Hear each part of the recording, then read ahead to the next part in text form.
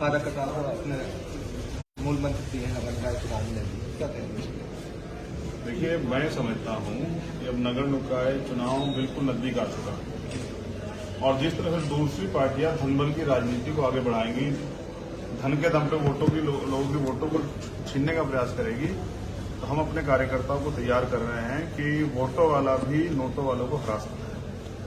ये लोकतंत्र है, जिनके पास वोट होगी उनका राज होगा। तो मैं अपने कार्यकर्ताओं को, जो सम्मानित कार्यकर्ता मेहनत कर रहे हैं इस मंडल के, उनको सबको समीक्षा मीटिंग के तौर पे समझा रहा था किस तरह से हमें नगर पंचायत के चुनाव में पार्टिसिपेट करना है, उसको जीतना है। भारतीय जनता पार्टी के अभी प्रदेश अध्यक्ष बनाए गए हैं भूपेंद्र चौधरी, उन्होंने नीतीश कुमार पर निशाना साधा। उन्होंने कहा कि नीतीश कुमार पलटू राम है, उन्होंने पीएफआई को जोड़ने के लिए पीएफआई के जरिए वोट बैंक जोड़ा है, जबकि हमने किया है। तो मैं समझता हूं कि बीजेपी के लोग जो कश्मीर में मुफ्ती जी के साथ सरकार बनाते हैं, ये दूसरे लोगों के सिर्फ आरोप लगाते हैं। नीतीश कुमार जी अगर इतने बुरे हैं तो इतने दिन तक आपने उनके साथ मिलकर सरकार क्यों चलाई? नीतीश कुमार जी एक स्वच्छ छवि के नेता हैं और राष्ट्रीय स्तर पर उनकी रिकॉग्नाइजेशन हो रही है। तो मैं समझता हूं उनकी छवि से डर के ये लोग इस तरह के बौखलाहट में बयान दे रहे हैं। और अभी तो मुझे उम्मीद है कि ऐसा भी हो सकता है कि नीतीश कुमार जी का जो आने वाले समय में जिस तरह से समर्थन बढ़ने वाला हो सकता है, प्राइम मिनिस्टर जो है, अभी तो प्रदेश अध्यक्ष आरोप लगा रहे हैं, फिर राष्ट्रीय अध्यक्ष और प्राइम मिनिस्टर भी उनके ऊपर आरोप लगाने लगते हैं। ये आरोप है और मुझे उम्मीद है नीतीश कुमार जी जिस तरह से बिहार में उन्होंने परिवर्तन किया, इस तरह से वो देश की राजनीति में परिवर्तन करेंगे। प्रयागराज में जनसंख्या नियंत्रण का मुद्दा उठा है उनके भी, और वो जो है जनसंख्या पर कानून लाने वाले, इसको लेकर मैं समझता हूं कि वो बेरोजगारों को रोजगार तो नहीं देंगे, महंगाई से निजात तो नहीं दिलाएंगे। जो भ्रष्टाचार हो रहा है, जिस तरह से भी पैट के एग्जाम में जिस तरह से नौजवान परेशान हुए, बदहाल हुए, 37 लाख बच्चे जो है परेशान हुए, इन सब चीजों पे वो काम नहीं करेंगे। वो भ्रष्टाचार पे काम नहीं करेंगे, वो जो घोटाले हो रहे हैं उन पे काम नहीं करेंगे, सारे पेपर जो है उनके लीक हुए उस पर काम नहीं करेंगे। तो मैं समझता हूं कि वो लोगों का ध्यान हटाने के लिए इस तरह के मुद्दों की बात करते हैं। मैं समझता हूं उन पर सत्ता है, जो कुछ करना है उनको करते हैं, उन्हें किसी पूछने की जरूरत थोड़ा ही है। तो ये जो चल रहा है अभी उत्तर प्रदेश में, आप लखनऊ के बारे में पूछिए कि जब प्रदेश की राजधानी में बच्चे सुरक्षित नहीं है, जो 2-3 दिन में 2 रेप जो है प्रदेश की राजधानी में हुए, मुख्यमंत्री बड़ी बड़ी बातें करते हैं कि बेटी बचाओ बेटी पढ़ाओ, और जो गाजियाबाद में हुआ निर्भया जैसा केस, उस पर मुख्यमंत्री जवाब दें कि अगर आपके राज्य में हापुड़ में जो हुआ, मेरठ में जो हुआ, अम्बेडकर नगर में जो हुआ, आजमगढ़ में जो हुआ, ये जो बच्चों के साथ, और एक अभी मेरे हाथ में जो मामला है, ये 310/27 7वां महीना 2021 का है। 2 साल हो गए हैं एक नाबालिग बच्ची जो बरामद नहीं कर पाई अभी तक पुलिस, मुरादाबाद पुलिस। तो जो आप निवेश का हब बनाने की बात करते करते आपने सामूहिक बलात्कार का हब बना दिया उत्तर प्रदेश को। इस पर मुख्यमंत्री जवाब दें कि नौजवान और बच्चियां जो हैं वो कहां जाएं, महिलाएं की चीखें उनको क्यों नहीं सुनाई देती, और जो जितने तमाम वादे किए थे रोजगार देंगे और ये करेंगे, वो सब चीजें कहां हैं? तो अब तो वो राशन भी बंद कर दिया जिसके नाम पे राशन देके वोट ली थी। तो ये जो वोटों को ठगने का उन्होंने किया है, जनता सब समझ रही है। किसान परेशान है, मजदूर परेशान है, किसानों की फसल देखो बर्बाद होगी, लेकिन उस पर जो है अभी तक जो है कोई जो है मुआवजा नहीं दिया गया। और मैं समझता हूँ ये धोखा जनता समझ रही है, धोखे का जवाब जनता वोट से निकाय चुनाव में देगी। गुजरात जैसा जातिकरण को लाया गया है, उन्होंने पहली बार ये कहा है कि उत्तर प्रदेश के जो मुख्यमंत्री हैं वो बहुत ईमानदार हैं, इसको लेकर बहादुर हैं और अच्छा काम कर रहे हैं। उनकी बहादुरी के किस्से, उत्तर प्रदेश के मुख्यमंत्री बहादुरी के किस्से कौन नहीं जानता है? जिनके राज में बहन बेटियां जो है उनके साथ सामूहिक बलात्कार हो, कितने बहादुर हैं तो आप बेहतर जानते हैं। और अतीक जी के बारे में तो अतीक जी बता सकते हैं कि वो उनको क्यों गुजरात भेजा गया और क्यों निकाय चुनाव से पहले यहाँ लाया गया। और मैं समझता हूं कि हमें सवाल करना चाहिए मुख्यमंत्री से, विपक्ष होने के नाते, कि उत्तर प्रदेश के नौजवान बिलख रहे हैं, रोजगार के लिए त्राही कर रहे हैं, उनको रोजगार कब मिलेगा? ये सवाल होगा। अच्छा, इमरान मसूद साहब बसपा में शामिल हो गए हैं और अब निकाय चुनाव पास है, तो इसको सवाल नहीं पूरा देना। मैं समझता हूं कि नेताओं का काम है वो समय समय पे अपनी पार्टियां बदलते रहते हैं, हम विचारधारा जुड़े लोग हैं। में कोई कड़ी चुनौती हो सकती है? अब ये तो जनता तय करेगी। एक सीट थी उनके पास, अब कितनी बड़ी चुनौती देंगे ये आप देख लेना। हमारा काम है कि हम नए दल हैं, हम मेहनत करके आगे बढ़ेंगे और हमारी मेहनत चाहिए। हमें अपने दल के बारे में ज्यादा पता है। हमारे कार्यकर्ता मेहनत कर रहे हैं, उन कार्यकर्ताओं की बदौलत मुझे उम्मीद है कि उत्तर प्रदेश में पंचायत, इसमें नगर निकाय चुनाव में आजाद समाज पार्टी अच्छा जो है संकल्प के साथ उतर के अच्छा जो है रिजल्ट देगी। जात के उनसे जेल से गए हैं माफिया आतिक मेहमद, योगी जी की उनकी बढ़ाई की है, तो अच्छा काम कर रहे हैं, बढ़िया काम कर रहे अब देखिए, माफिया अगर जिनकी बड़ाई करें, आप समझ लीजिए कि अब अपने साथियों की बड़ाई करते हैं, तो आप बेहतर जानते हैं कि हम जनता की बड़ाई करने वाले लोग, जनता को आगे बढ़ाने वाले लोग जनता की बात करेंगे। और अतीक जी किस वजह से मुख्यमंत्री की बड़ाई कर रहे हैं, आप इस बात को खुद समझिए। हैं। अब्बास अंसारी फरार है, अतीक अहमद योगी की तारीफ कर रहे हैं, किस नजर से देखते हैं? अब ये अतीक जी का जवाब और तमाम जिन साथियों के बारे में पूछ रहे हैं वो तो उनकी पार्टी के लोग दे सकते हैं। मैं समझता हूं फरार तो एक आईपीएस भी थे जो भी पकड़े गए 2 साल में, और फरार तो बहुत सारे ऐसे लोग हैं। आपने देखा कि इनके मंत्री जो है फाइल लेके फरार हो गए थे, सचान साहब, अब उनको भी पकड़ना चाहिए। ऐसे बहुत सारे लोग हैं बीजेपी के जिन पे बड़े बड़े केस चल रहे हैं, लेकिन वो चैन से बैठे हैं क्योंकि कानून अभी विपक्ष के लिए काम कर रहा है। क्या माफिया बदमाशों के खिलाफ योगी का मॉडल हिट है? और मैं समझता हूं कि माफिया सारे मोस्टली माफिया उनकी पार्टी ज्वाइन करके साफ सुथरे हो गए हैं, तो उन पे कब कार्रवाई करेंगे मुख्यमंत्री बता दें। और माफिया के लिए एक जाति पैमाना है, तो मैं समझता हूं कि ये जो धर्म के आधार पर जो राजनीति हो रही है जाति चलने वाली है। मायावती फिर से सक्रिय दिख रही है और बड़े निकाय चुनाव के लिए पदाधिकारियों की बड़ी बैठक बुलाई है। बहुत बहुत बधाई उनको, दीर्घायु हो, स्वस्थ रहें। हाँ। मेरी तरफ से मंगल कामनाएं।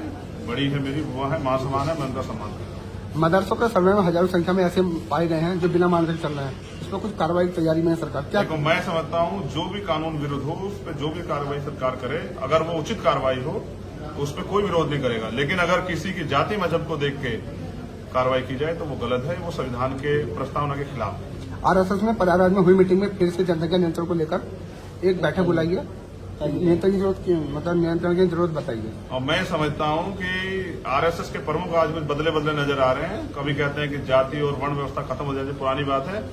इसका बड़ा कारण ये है कि भीम आर्मी ने जो मेहनत की है उसके आधार पर जो शोषित वर्ग के लोग जुड़ रहे हैं, इसलिए अब ये तमाम तरह के जो बेबुनियादी मुद्दे उन पर बात हो रही है। मैं तो कहता हूं आपकी सरकार है, आप कोई भी कानून ले आओ जो प्रदेश हित में हो या देश हित में हो, तो जनता तय करेगी कि अगर जैसे कानून तो आपने बनाया था किसानों के खिलाफ भी, लेकिन वो जो कानून था किसानों के खिलाफ था, इसलिए किसानों ने विरोध कर दिया। तो रोजगार जो लोग अभी हैं उनको रोजगार सरकार दे दे, महंगाई से निजात दिला दे। उनके पूंजीपत्र मित्र दूसरे नंबर पर चले गए, उनका भी जवाब दे दे। गैस पेट्रोल के दाम कब होंगे, डीजल के दाम कब होंगे, किसानों को मुआवजा कब मिलेगा, ये भी बता दें मुख्यमंत्री और प्रधानमंत्री। और वो जो अभी क्लासरूम बनाया था उन्होंने, आप देखो कि वो पेंटिंग करके खिड़कियां बना के जो है क्लासरूम दिखा रहे हैं। अगर इतनी जिम्मेदार से प्रधानमंत्री पढ़ लिए होते तो उनके पास भी डिग्री होती, उनको छोटी डिग्री नहीं दिखानी पड़ती। बात की जाए किसानों की, किसानों अभी पाबंदी लगा दी गई ट्रैक्टर ट्रॉली पर, इसके ऊपर क्या करें? और मुख्यमंत्री जो दूसरे दिन ही ट्रैक्टर ट्रॉली लेके घूम रहे थे, तो ये पाबंदियां इसलिए हैं क्योंकि किसान जो है अपना जो आंदोलन करते हैं वो ट्रैक्टरों के आधार पर करते हैं, क्योंकि वो उसी साधन से अपनी खेत की फसल को भी तैयार करते हैं और आंदोलन भी करते हैं। किसान अपना आंदोलन न करे, इसलिए जो है रणनीतिक रूप से उनके ट्रैक्टरों पे रोक लगाई गई। अगर लगानी है तो मैं तो कहता हूं सभी किसानों को आप फॉर्च्यूनर गाड़ी दें, तो वो फॉर्च्यूनर से खेती करते रहे, ट्रैक्टर बंद हो जाए, क्या दिक्कत है? फॉर्च्यूनर से खेती हो जाएगी? हाँ, हो जाएगी, क्यों नहीं होगी। गन्ना कैसे आप तो जलेगा? आप पंजाब चलिए, फॉर्च्यूनर से खेती कर रहे हैं लोग। नहीं, गन्ना कैसे जलेगा? तो मैं कह रहा हूं इसकी प्रबंध सरकार करे, ये सरकार की जिम्मेदारी। पेराई सत्र शुरू होने वाला है, मतलब बकाया है, उसको लेकर किसान लामबंद भी होता है। ये शायद सरकार को नहीं दिखाई देगा कि किसान किस तरह से मर के प्राकृतिक अप्राकृतिक आपदाओं का भी सामना कर रहे हैं। और फिर मुआवजे के नाम पे, अब ये इतनी बारिश हुई, सारी फसल खराब होगी, मुआवजे के नाम पे जो है कहीं 1 रुपया, कहीं 3 रुपया, कहीं 5 रुपया मुआवजा देने वाली सरकार बताए कि यही वो सरकार जो किसानों की देशी बत्ती थी। हम किसानों के साथ खड़े हैं, किसान अपनी मांगों के लिए तैयार रहें। एमएसपी पे कानून बनना चाहिए, गारंटी मिलनी चाहिए और सभी फसलों में एमएसपी मिलनी चाहिए, ऐसी हमारी सरकार से मांग। निकाय चुनाव नजदीक आ रहे हैं, इसको लेकर क्या तैयारियां हैं? चुनाव क्या गठबंधन रहेगा? पार्टी बहुत मजबूती से लड़ेगी, क्योंकि पिछले चुनाव में उन्होंने दूसरे दलों को वोट देकर देख लिया कि ये दल तो जो है जीत नहीं पा रहे हैं और ना ही ये हमारी बात करते हैं। आजाद समाज पार्टी गरीबों का दल है और आजाद समाज पार्टी इस बार ताकतवर बनी। क्या लगता है आपको, क्या गठबंधन से आप साथ रहेंगे निकाय चुनाव में या फिर? मैं समझता हूं कि पहले हमें अपने पैरों पर खड़े होने के लिए अपना संगठन मजबूत करना है। उसी की वजह से आज मैं हम हूं कि हमारे कार्यकर्ता अपनी जिम्मेदार समझ काम करने लगे, जैसे वो कर भी रहे। आप देखो कि हमने पिछले 3 साल का हमारा दल है और हमने सभी प्रदेशों में संगठन बना के अभी मध्य प्रदेश और छत्तीसगढ़, राजस्थान इलेक्शन में हम लोग करने जा रहे हैं। मुख्य फोकस जो है किन जातियों को लेकर आपका फोकस है? मेरा जातियों से कोई संबंध ही नहीं, मैं तो बहुजन समाज की बात करता हूँ। दलित, पिछड़े, आदिवासी और जो अन्य धार्मिक जैन, सिख, बौद्ध, ईसाई, पारसी, मुसलमान, तमाम लोग जो शोषित वंचित है, मैं उनकी बात करता हूँ। और बाकी मेरा समर्थन हर कमजोर को है। हर उस बहन को जिसके साथ अन्याय हो रहा है या जिस भी बहन को अन्याय का सामना करना पड़ेगा, चंद्रशेखर आपको उनके साथ खड़ा दिखा देगा। जो शोषित वंचित नहीं है क्या उनका साथ नहीं देंगे आप? तो मैं समझता हूँ जो शोषित वंचित है उनको मेरे साथ की क्या जरूरत है? जरूरत पड़ जाएगा वंचित तो फिर वो शोषित ही हो जाएंगे। जब वो वंचित जो हो जाएगा उसी के लिए तो हम लोग हैं। जो अभी शोषक है, जो ताकतवर है, अब आप मुझसे कहने लग जाएंगे प्राइम मिनिस्टर को अगर आपकी जरूरत पड़ जाए, तो मैं कहूंगा प्राइम मिनिस्टर को मेरी जरूरत क्यों पड़ेगी? अगर प्राइम मिनिस्टर इस हालात में चले जाएं कि उनको आजाद समाज पार्टी की जरूरत पड़े, तब मैं उनसे बात करूंगा। अगर उनको भी कोई सताएगा तो मैं उनकी मदद करूंगा। कार्यकर्ता अपने मूल मंत्र दिए हैं, बनगाई चुनाव में क्या कहेंगे? देखिए, मैं समझता हूं कि अब नगर निकाय चुनाव बिल्कुल नजदीक आ चुका है और जिस तरह से दूसरी पार्टियां धनबल की राजनीति को आगे बढ़ाएंगी, धन के दम पे लोगों की वोटों को छीनने का प्रयास करेगी, तो हम अपने कार्यकर्ताओं को तैयार कर रहे हैं कि वोटों वाला भी नोटों वालों को हरा सकता है। ये लोकतंत्र है, जिनके पास वोट होगी उनका राज होगा। तो मैं अपने कार्यकर्ताओं को, जो सम्मानित कार्यकर्ता मेहनत कर रहे हैं इस मंडल के, उनको सबको समीक्षा मीटिंग के तौर पे समझा रहा था किस तरह से हमें नगर पंचायत के चुनाव में पार्टिसिपेट करना है, उसको जीतना है। भारतीय जनता पार्टी के अभी प्रदेश अध्यक्ष बनाए गए हैं भूपेंद्र चौधरी, उन्होंने नीतीश कुमार पर निशाना साधा। उन्होंने कहा कि नीतीश कुमार पलटू राम है, उन्होंने पीएफआई को जोड़ने के लिए पीएफआई के जरिए वोट बैंक जोड़ा है, जबकि हमने खत्म किया है। तो मैं समझता हूं कि बीजेपी के लोग जो कश्मीर में मुफ्ती जी के साथ सरकार बनाते हैं, ये दूसरे लोगों की तरफ आरोप लगाते हैं। नीतीश कुमार जी अगर इतने बुरे हैं तो इतने दिन तक आपने उनके साथ मिलकर सरकार क्यों चलाई? नीतीश कुमार जी एक स्वच्छ छवि के नेता हैं और राष्ट्रीय स्तर पर उनकी रिकॉग्नाइजेशन हो रही है। तो मैं समझता हूं उनकी छवि से डर के ये लोग इस तरह के फ्लैट में बयान दे रहे हैं। और अभी तो मुझे उम्मीद है कि ऐसा भी हो सकता है कि नीतीश कुमार जी का जो आने वाले समय में जिस तरह से समर्थन बढ़ने वाला हो सकता है, प्राइम मिनिस्टर जो है, अभी तो प्रदेश अध्यक्ष आरोप लगा रहे हैं, फिर राष्ट्रीय अध्यक्ष और प्राइम मिनिस्टर भी उनके ऊपर आरोप लगाने लगते हैं। ये आरोप है और मुझे उम्मीद है नीतीश कुमार जी जिस तरह से बिहार में उन्होंने परिवर्तन किया, इस तरह से वो देश की राजनीति में परिवर्तन करेंगे।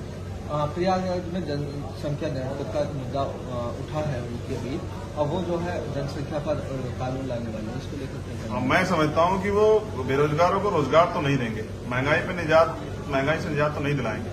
जो भ्रष्टाचार हो रहा है, जिस तरह से भी पैट के एग्जाम में जिस तरह से नौजवान परेशान हुए, बदहाल हुए, 37 लाख बच्चे जो है परेशान हुए, इन सब चीजों पे वो काम नहीं करेंगे। वो भ्रष्टाचार पे काम नहीं करेंगे, वो जो घोटाले हो रहे हैं उन पे काम नहीं करेंगे, सारे पेपर जो है उनके लीक हुए उस पर काम नहीं करेंगे। तो मैं समझता हूं कि वो लोगों का ध्यान हटाने के लिए इस तरह के मुद्दों की बात करते हैं। मैं समझता हूं उन पर सत्ता है, जो कुछ करना है उनको करते हैं, उन्हें किससे पूछने की जरूरत थोड़ा ही है। तो ये जो चल रहा है अभी उत्तर प्रदेश में, आप लखनऊ के बारे में पूछिए कि जब प्रदेश की राजधानी में बच्चे सुरक्षित नहीं है, जो 2-3 दिन में 2 रेप जो है प्रदेश की राजधानी में हुए, मुख्यमंत्री बड़ी बड़ी बातें करते हैं कि बेटी बचाओ बेटी पढ़ाओ, और जो गाजियाबाद में हुआ निर्भया जैसा केस, उस पर मुख्यमंत्री जवाब दें कि अगर आपके राज्य में हापुड़ में जो हुआ, मेरठ में जो हुआ, अम्बेडकर नगर में जो हुआ, आजमगढ़ में जो हुआ, ये जो बच्चों के साथ, और एक अभी मेरे हाथ में जो मामला है, ये 310/27 7वां महीना 2021 का है। 2 साल हो गए हैं। एक नाबालिग बच्ची जो बरामद नहीं कर पाई अब तक पुलिस, मुरादाबाद पुलिस। तो जो अब निवेश का हब बनाने की बात करते करते आपने सामूहिक बलात्कार का हब बना दिया उत्तर प्रदेश को। इस पर मुख्यमंत्री जवाब दें कि नौजवान और बच्चियां जो हैं वो कहां जाएं, महिलाएं की चीखें उनको क्यों नहीं सुनाई देती, और जो जितने तमाम वादे किए थे रोजगार देंगे और ये करेंगे, वो सब चीजें कहां हैं? तो अब तो वो राशन भी बंद कर दिया जिसके नाम पे राशन देके वोट ली थी। तो ये जो वोटों को ठगने का उन्होंने किया है, जनता सब समझ रही है। किसान परेशान है, मजदूर परेशान है, किसानों की फसल देखो बर्बाद होगी, लेकिन उस पर जो है अभी तक जो है कोई जो है मुआवजा नहीं दिया गया। और मैं समझता हूँ ये धोखा जनता समझ रही है, धोखे का जवाब जनता वोट से निकाय चुनाव में देगी। गुजरात जेल से आज अतीक अहमद को लाया गया है। उन्होंने पहली बार ये कहा है कि उत्तर प्रदेश के जो मुख्यमंत्री हैं वो बहुत ईमानदार हैं, इसको लेकर बहादुर है और अच्छा काम कर रहा है। उनकी बहादुरी के किस्से, उत्तर प्रदेश के मुख्यमंत्री बहादुरी किस्से कौन नहीं जानता है? जिनके राज में बहन बेटियां जो है उनके साथ सामूहिक बलात्कार हो, कितने बहादुर हैं तो आप बेहतर जानते हैं। और अतीक जी के बारे में तो अतीक जी बता सकते हैं कि वो उनको क्यों गुजरात भेजा गया और क्यों निकाय चुनाव से पहले यहाँ लाया गया। और मैं समझता हूं कि हमें सवाल करना चाहिए मुख्यमंत्री से, विपक्ष होने के नाते, कि उत्तर प्रदेश के नौजवान बिलख रहे हैं, रोजगार के लिए त्राही कर रहे हैं, उनको रोजगार कब मिलेगा? ये एक सवाल होगा। अच्छा, इमरान मसूद साहब बसपा में शामिल हो गए हैं और अब निकाय चुनाव पास है तो इसको कैसे सवाल का पूरा करना है। और मैं समझता हूँ कि नेताओं का काम है वो समय समय पे अपनी पार्टियां बदलते रहते हैं। हम विचारधारा जुड़े लोग पश्चिम हैं। में क्या कोई कड़ी चुनौती हो सकती है? अब ये तो जनता तय करेगी। एक सीट थी उनके पास, अब कितनी बड़ी चुनौती देंगे ये आप देख लेना। हमारा काम है कि हम नए दल हैं, हम मेहनत कर करके आगे बढ़ेंगे और हमारी मेहनत चाहिए। हमें अपने दल के बारे में ज्यादा पता है। हमारे कार्यकर्ता मेहनत कर रहे हैं, उन कार्यकर्ताओं की बदौलत मुझे उम्मीद है कि उत्तर प्रदेश में पंचायत इसमें नगर निकाय चुनाव में आजाद समाज पार्टी अच्छा जो है संकल्प के साथ उतर के अच्छा जो है रिजल्ट देगी। जात के उनसे जेल से गए हैं माफिया आतिक मेहमद, योगी जी की उनकी बढ़ाई की है, अच्छा काम कर रहे हैं, बढ़िया काम कर रहे हैं। अब देखिए, माफिया अगर जिनकी बड़ाई करें, आप समझ लीजिए कि अब अपने साथियों की बड़ाई करते हैं तो आप बेहतर जानते हैं कि हम जनता की बड़ाई करने वाले लोग, जनता को आगे बढ़ाने वाले लोग जनता की बात करेंगे। और अतीक जी किस वजह से मुख्यमंत्री की बड़ाई कर रहे हैं, आप इस बात को कुछ समझिए। अब्बास अंसारी फरार है, अतीक अहमद योगी की तारीफ कर रहे हैं, किस नजर से देखते हैं? अब ये अतीक जी का जवाब और तमाम जिन साथियों के बारे में पूछ रहे हैं वो तो उनकी पार्टी के लोग दे सकते हैं। मैं समझता हूं फरार तो एक आईपीएस भी थे जो भी पकड़े गए 2 साल में, और फरार तो बहुत सारे ऐसे लोग हैं। आपने देखा कि इनके मंत्री जो है फाइल लेके फरार हो गए थे, सचान साहब, अब उनको भी पकड़ना चाहिए। ऐसे बहुत सारे लोग हैं बीजेपी के जिन पे बड़े बड़े केस चल रहे हैं, लेकिन वो चैन से बैठे हैं क्योंकि कानून अभी विपक्ष के लिए काम कर रहा है। क्या माफिया बदमाशों के खिलाफ योगी का मॉडल हिट है? और मैं समझता हूं कि माफिया सारे मोस्टली माफिया उनकी पार्टी ज्वाइन करके साफ सुथरे हो गए हैं, तो उन पे कब कार्रवाई करेंगे मुख्यमंत्री बता दें। और माफिया के लिए एक जाति पैमाना है, तो मैं समझता हूं कि ये जो धर्म के आधार पर जो राजनीति हो रही है जाति चलने वाली है। मायावती फिर से सक्रिय दिख रही है और बड़े निकाय चुनाव के लिए पदाधिकारियों की बड़ी बैठक बुलाई है। बहुत बहुत बधाई उनको, दीर्घायु हो, स्वस्थ रहें। तो मेरी तरफ से मंगल कामनाएं। बड़ी है मेरी बुआ है, मां समान है, मैं उनका सम्मान करता हूं। मदरसों के सर्वे में हजारों संख्या में ऐसे पाए गए हैं जो बिना मानदेय चल रहे हैं, इस पर कुछ कार्रवाई की तैयारी में है सरकार? क्या देखो, मैं समझता हूं जो भी कानून विरुद्ध हो उस पर जो भी कार्रवाई सरकार करे, अगर वो उचित कार्रवाई हो तो उस पर कोई विरोध नहीं करेगा। लेकिन अगर किसी की जाति मजहब को देख के कार्रवाई की जाए तो वो गलत है, वो संविधान के प्रस्तावना के खिलाफ है। आरएसएस में प्रयागराज में हुई मीटिंग में फिर से जनसंख्या नियंत्रण को लेकर एक बैठक बुलाई है, नियंत्रण की जरूरत मतलब नियंत्रण की जरूरत बताइए। और मैं समझता हूं कि आरएसएस के प्रमुख आज कुछ बदले बदले नजर आ रहे हैं। कभी कहते हैं कि जाति और वर्ण व्यवस्था खत्म हो जाए, पुरानी बात है। इसका बड़ा कारण ये है कि भीम आर्मी ने जो मेहनत की है उसके आधार पर जो शोषित वर्ग के लोग जुड़ रहे हैं, इसलिए अब ये तमाम तरह के जो बेबुनियादी मुद्दे उन पर बात हो रही है। मैं तो कहता हूं आपकी सरकार है, आप कोई भी कानून ले आओ जो प्रदेश हित में हो या देश हित में हो, तो जनता तय करेगी कि अगर जैसे कानून तो आपने बनाया था किसानों के खिलाफ भी, लेकिन वो जो कानून था किसानों के खिलाफ था, इसलिए किसानों ने विरोध कर दिया। तो रोजगार जो लोग अभी हैं उनको रोजगार सरकार दे दे, महंगाई से निजात दिला दे। उनके पूंजीपत्र भी तो दूसरे नंबर पर चले गए, उनका भी जवाब दे दे। गैस पेट्रोल के दाम कब कम होंगे, डीजल के दाम कब होंगे, किसानों को मुआवजा कब मिलेगा, ये भी बता दें मुख्यमंत्री और प्रधानमंत्री। और वो जो अभी क्लासरूम बनाया था उन्होंने, आप देखो कि वो पेंटिंग कर करके खिड़कियां बना के जो है क्लासरूम दिखा रहे हैं। अगर इतनी जिम्मेदार से प्रधानमंत्री पढ़ लिए होते तो उनके पास भी डिग्री होती, उनको छोटी डिग्री नहीं दिखानी पड़ती। बात की जाए किसानों की, किसानों अभी पाबंदी लगा दी गई ट्रैक्टर ट्रॉली पर, इसके ऊपर क्या करें? और मुख्यमंत्री जो दूसरे दिन ही ट्रैक्टर ट्रॉली लेके घूम रहे थे, तो ये पाबंदियां इसलिए हैं कि किसान जो है अपना जो आंदोलन करते हैं वो ट्रैक्टरों के आधार पर करते हैं, क्योंकि वो उसी साधन से अपनी खेत की फसल को भी तैयार करते हैं और आंदोलन भी करते हैं। किसान अपना आंदोलन न करे, इसलिए जो है रणनीतिक रूप से उनके ट्रैक्टरों पे रोक लगाई गई। अगर लगानी है तो मैं तो कहता हूं सभी किसानों को आप फॉर्च्यूनर गाड़ी दे, तो वो फॉर्च्यूनर से खेती करते रहे, ट्रैक्टर बंद हो जाए, क्या दिक्कत है? फॉर्च्यूनर से खेती हो जाएगी? हाँ, हो जाएगी, क्यों नहीं होगी। गन्ना आप तो आप पंजाब चलिए, फॉर्च्यूनर से खेती कर रहे हैं लोग। गन्ना कैसे डलेगा? तो मैं कह रहा हूँ इसकी प्रबंध सरकार करे, ये सरकार की जिम्मेदारी। तराई सत्र शुरू होने वाला है, मतलब बकाया है, इसको लेकर किसान लामबंदी होता है। ये शायद सरकार को नहीं दिखाई देगा कि किसान किस तरह से मर के प्राकृतिक अप्राकृतिक आपदाओं का सामना कर रहे हैं। और फिर मुआवजे के नाम पे, अब ये इतनी बारिश हुई सारी फसल खराब होगी, मुआवजे के नाम पे जो है कहीं 1 रुपया, कहीं 3 रुपया, कहीं 5 रुपया मुआवजा देने वाली सरकार बताए कि यही वो सरकार जो किसानों की देसी बत्ती थी। हम किसानों के साथ खड़े हैं, किसान अपनी मांगों के लिए तैयार हैं। एमएसपी पे कानून बनना चाहिए, गारंटी मिलनी चाहिए और सभी फसलों में एमएसपी मिलनी चाहिए, ऐसी हमारी सरकार से मांग। निकाय चुनाव नजदीक आ रहे हैं, इसको लेकर क्या तैयारियां हैं?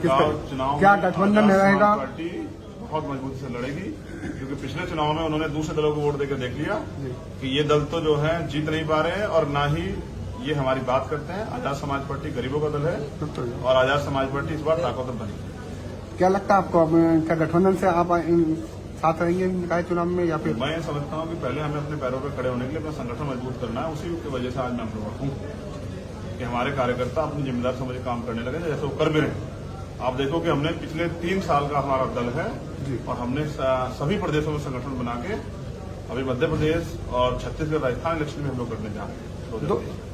मुख्य फोकस जो है किन जातियों को लेकर आपका फोकस है? मेरा जातियों से कोई संबंध ही नहीं है। मैं तो बहुजन समाज की बात करता हूँ, दलित, पिछड़े, आदिवासी और जो अन्य धार्मिक जैन, सिख, बौद्ध, ईसाई, पारसी, मुसलमान, तमाम लोग जो शोषित वंचित है मैं उनकी बात करता हूँ। और बाकी मेरा समर्थन हर कमजोर को, हर उस बहन को जिसके साथ अन्याय हो रहा है या जिस भी बहन को अन्याय सामना करना पड़ेगा, चंद्रशेखर आपको उनके साथ खड़ा दिखा देगा। जो शोषित वंचित नहीं है क्या उनका साथ नहीं देंगे आप? तो मैं समझता हूँ जो शोषित वंचित है उनको मेरे साथ की क्या जरूरत है? जरूरत पड़ जाएगा वंचित तो फिर वो शोषित ही हो जाएंगे। जब वो वंचित जो हो जाएगा उसी के लिए तो हम लोग हैं। जो अभी शोषक है, जो ताकतवर है, अब आप मुझसे कहने लग जाएंगे प्राइम मिनिस्टर को अगर आपकी जरूरत पड़ जाए, तो मैं कहूंगा प्राइम मिनिस्टर को मेरी जरूरत क्यों पड़ेगी? अगर प्राइम मिनिस्टर इस हालात में चले जाएं कि उनको आजाद समाज पार्टी की जरूरत पड़े, तब मैं उनसे बात करूंगा। अगर उनको भी कोई सताए